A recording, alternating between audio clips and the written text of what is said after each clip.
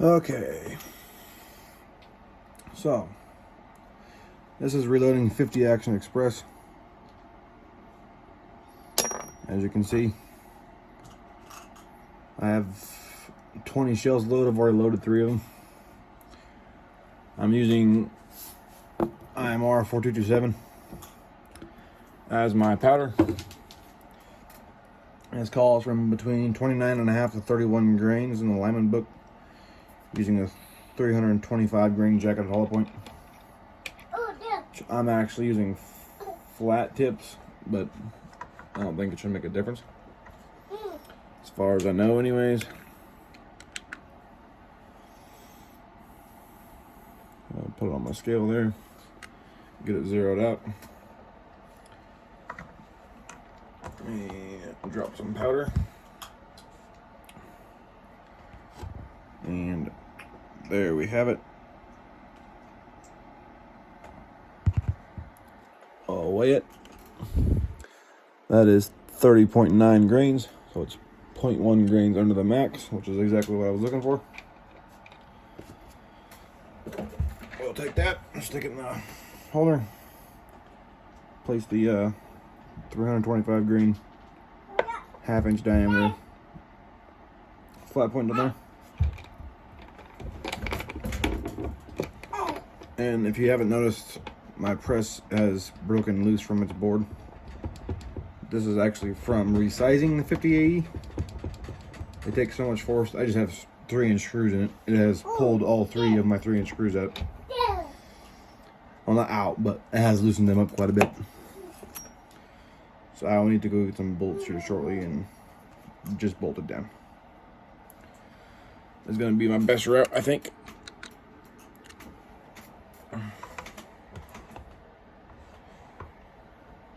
And this is a lot of powder for a handgun round. Mind you, a 9mm with the powder I'm using takes about 3.5 grains, so this is not quite 10 times as much powder. And it's a little nerve-wracking when you start. It still is. Even as I continue to do it.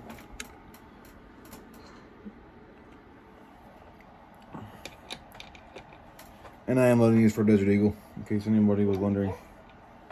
I have a Mark 7 and 50AE that is actually polished nickel. I like it. It's a nice gun. I love shooting it. Just got to the point where it was almost $3 a round, and I'm not paying that to shoot. That's ridiculous. So I figured I would start reloading. And so far has gone good. I actually had a squib load today. And my SP-101 revolver. I was not bright, and I put powder in before they were dry. I did not check them. So I pulled the trigger and it went click. And about half a second later, it finally fired. And not with very much oomph, because it only made it about a 1/2 inch into the barrel. So,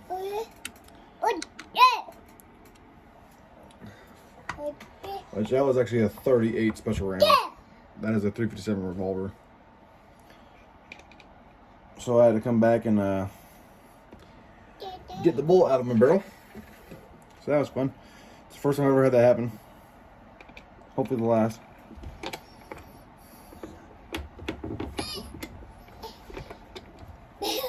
I actually had a bunch of guys that were pretty pissy on Facebook because I had went to the store, the loading store there, and I was looking for 223 powder. And what I had gotten was actually for like 6.5 Creedmoor and such. Excuse me, my son's getting into my shit. Come on, buddy.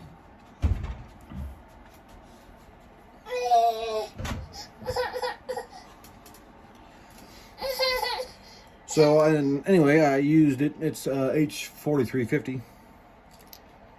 I had found out through a lot of testing that it will in fact work for 223. 26.2 grain seems to do it.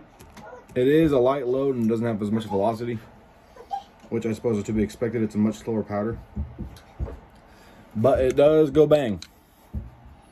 And I'm not using them for hunting rounds or self-defense or nothing, so they're just plinking rounds at the range, so I'm not horribly worried about it.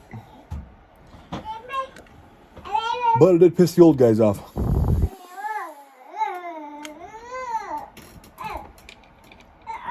A lot of them are talking about C theory, which is secondary explosive effect, which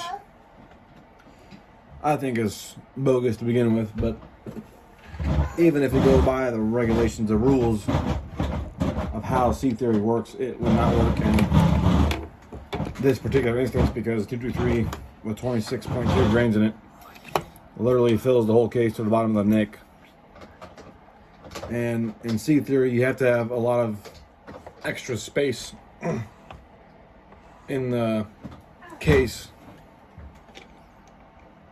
to actually cause it, which if there's powder all the way up to the brim, there is no extra space. And it also only seems to happen in between 0.27 inch and 0.3 inch rounds, which the 223 is not part of. So there's I think there's 100 comments on that post now. It was on the Reloading Bench Facebook page, and it's been a heck of a debate the last 2 days.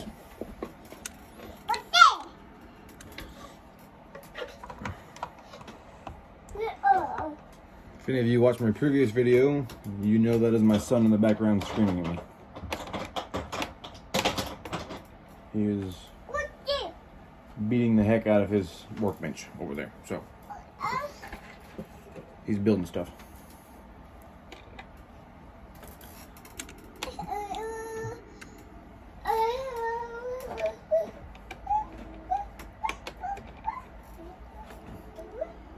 And by no means am I an experienced reloader. I've only been doing this about a month or so. So I mean, I'm not an expert on anything, nor do I claim to be. So anything in this video, if you do see it and you are reloading or want to start reloading, please do your own research. This is not a how-to video. This is just showing my process and how I do it. I'm going off the Lyman 50th edition book for this. And these are actually Extreme bullets that I got off of their website. I used Extreme of a 9mm and it seemed to work very well. So I figured I would go with Extreme for 50 Action Express as well. And they are much cheaper than anywhere else. 100 rounds, I think, was $65. Came out to $83 with shipping.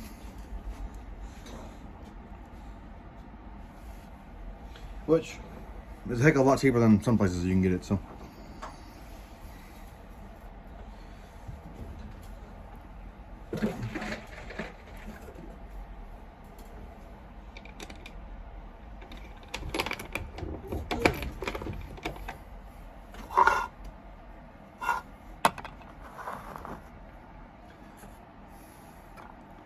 There's a completed round.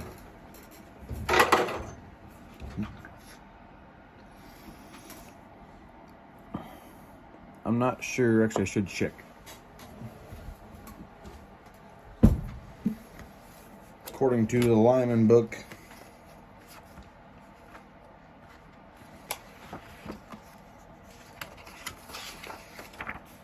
these should travel roughly 1,320 feet per second, which for a 325 grain round out of a handgun is not too bad, as far as I'm concerned.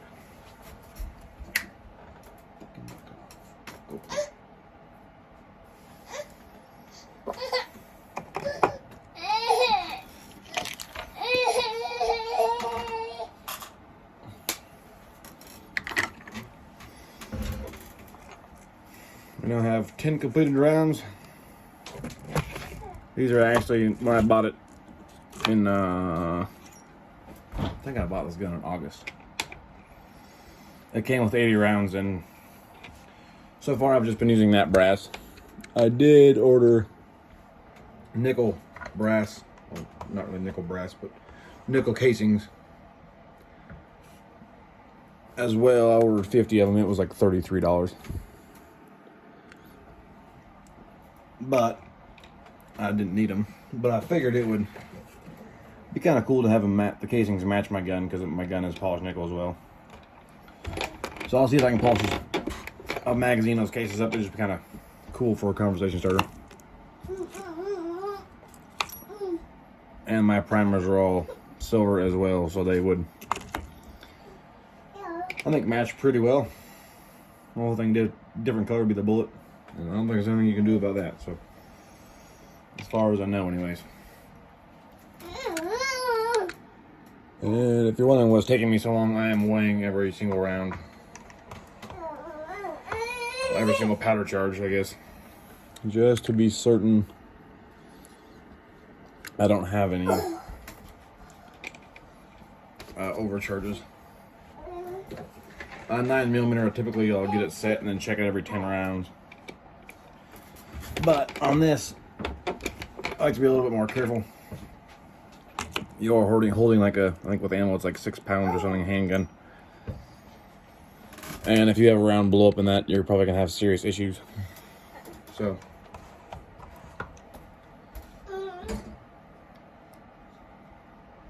I try to be as cautious as possible. So far, these have all come out exactly 30.9.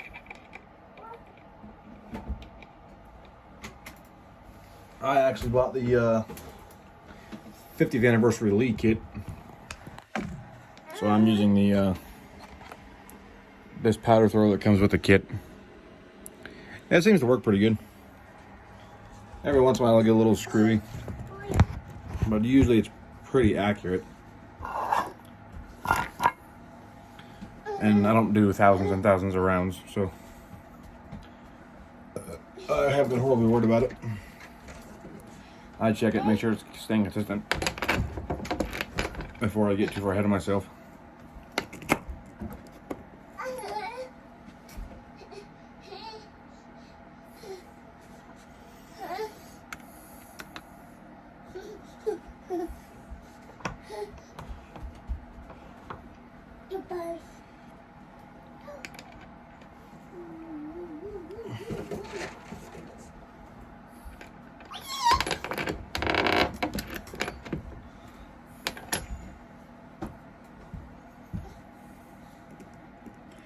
And I showed most of my firearms in my last video if you guys want to check out my Desert Eagle or anything. I think it was the reloading 9mm video that I did.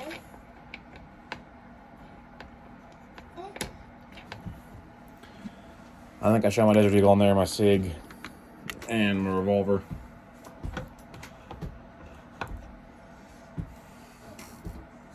I do also have a Mini 14 and a few others, a KSG and some other stuff, but they're all kind of tucked away. There's a bunch of boxes in front of the Mini 14 door. I absolutely love that Mini 14. That Mini 14 is probably one of my favorite guns I've ever had. I just have irons on it, but it is one of the most accurate rifles ever. And very seldom do I have a jam. I did have some jams previously, but I was using some really cheap steel 223 ammo. And then we ran some Winchester 5.56 through it. Some actual decent ammo that isn't made in as fast and cheap as possible. We were using Winchester, I think they're M855 green tips, and they do have a lot of penetrating power. I shoot mine at a 1-inch steel plate target I made. Just with whatever we had laying around at our shop, and it will go about 3/4 of the way through that 1-inch plate. Now I don't have any other larger rifle calibers to test it on, so I can't be for sure that it's something crazy, but I would like to get a larger caliber here fairly soon. But we will see. I've been looking at rifles and stuff so far. I used to have a 45-70, but I got rid of it, and I wish I hadn't have. It only had like a box of ammo through it. It was a Henry lever action. And when I had it then, I wasn't reloading, so ammo was like $4 a round or whatever it was. It was really pricey. Which now that I'm reloading, it wouldn't be that bad. So I wish I'd have kept it, but coulda, shoulda, woulda, I guess.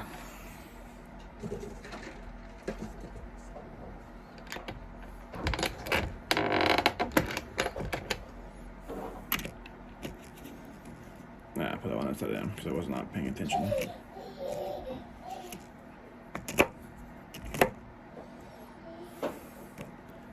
And this is the press that came with that kit. And it is a very good press. I've seen it hasn't had any problems so far, and I've loaded about 1,000 rounds through it. Most of the 9mm, I've loaded about 750 rounds of 9mm. I did buy another press previous to that. I bought this just old style cheap Lee press, but the shaft on it is a little rough and it likes to get caught up. And for the price, I got this kit on sale. It was $147. So it was worth it just to buy the whole kit. Even though I didn't need the new press, but I'm very glad I got it.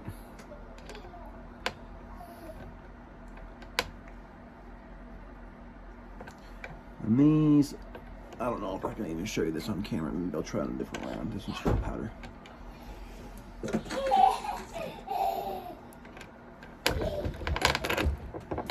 That Desert Eagle actually has a bolt, a rotating bolt like an M14.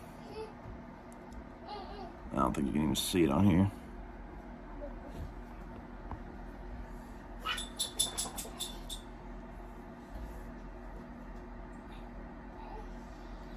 As you can see, the ridge of that case is a little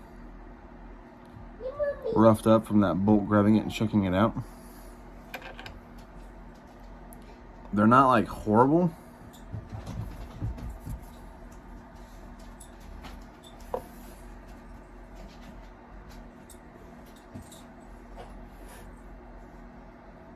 But you can kind of see that one. So they get caught on this shell holder, and they either do not want to go in or they do not want to come out. Some of them really do not want to come out.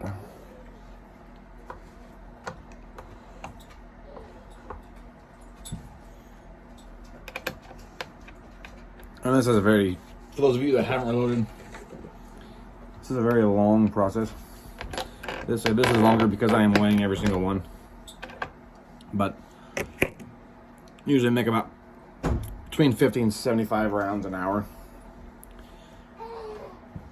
Which, for those people that shoot a lot, you're probably going to want a progressive press. But there's a lot more going on there. You have to pay a lot more attention. It's easier to start out with a single stage, till you get the gist of things anyway. Even I find myself forgetting if I put powder in one or not, or if I space off for a second, so then I always have to take it.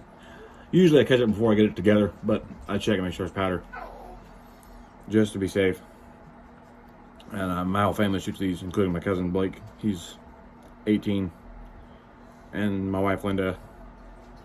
So I don't want anybody having any issues with anything that I made.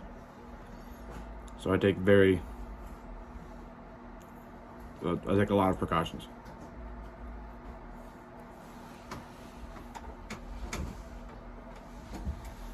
I was just checking what my son was doing out there. I heard stuff rustling around. I want to make sure he's not getting into anything. So I'm setting these at about 1.565. And I can make them a little bit longer if I wanted to. About 10 thousandths, which I mean, it doesn't make that much of a difference, but this seems to be about right for my Desert Eagle. There's a whole box of newly loaded 50 Action Express cartridges, I guess you could say.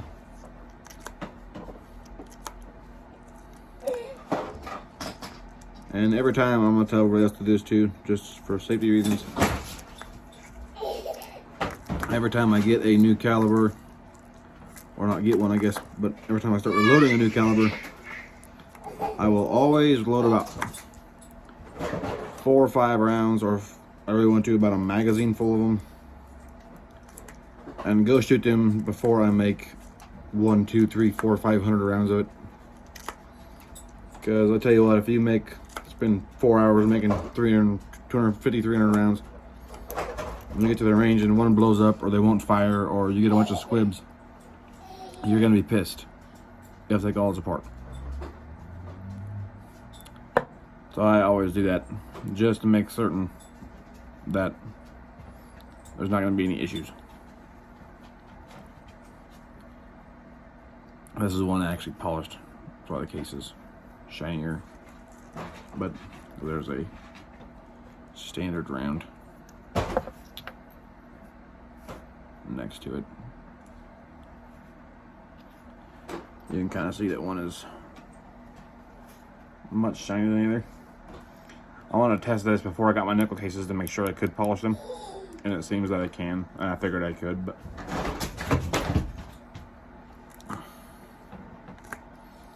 so if you were to buy that at a store, that would be about, not necessarily at a store I guess, but if you were to buy that online where you can get it, it's about 55 bucks worth of ammo.